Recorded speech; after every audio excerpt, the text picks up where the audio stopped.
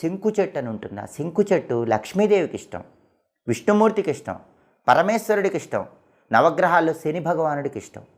అసలు ఇంటి ఆవరణలో శంకు చెట్టు ఉంటే లక్ష్మీనారాయణుల అనుగ్రహం, శివుడి అనుగ్రహం, శనీశ్వరుడి అనుగ్రహం కలిగి అద్భుతంగా అదృష్టం కలిసి వస్తుంది.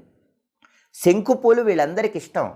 అందుకే 5 సోమవారాలు శంకు పూలతో శివుడిని పూజించి పూజ పూర్తయ్యాక ఆ శంకు పూలు పారే నీళ్ళల్లో వదిలిపెడితే మీకు ఆర్థికంగా బ్రహ్మాండంగా కలిసి వస్తుంది. మంగళవారం ఆంజనేయ స్వామిని శంకు పూలతో పూజిస్తే వ్యాపార పరంగా బ్రహ్మాండమైన అభివృద్ధి ఏర్పడుతుంది. బుధవారం విష్ణుమూర్తిని శంకుపూలతో పూజిస్తే వ్యాపారం, ఉద్యోగంలో తిరుగులేని విజయాలు వస్తాయి.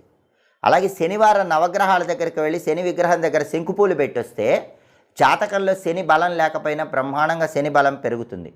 కాబట్టి శంకు పూలకు అంత శక్తి ఉంటుంది. శంకు చెట్టుకి అంతటి ప్రత్యేకత ఉంది. ఇంటి ఆవరణలో శంకు చెట్టు పెంచిన, శంకు పూలతో పూజ చేసిన అద్భుతమైన విజయాలు సిద్ధింపజేసుకోవచ్చు. ఇలా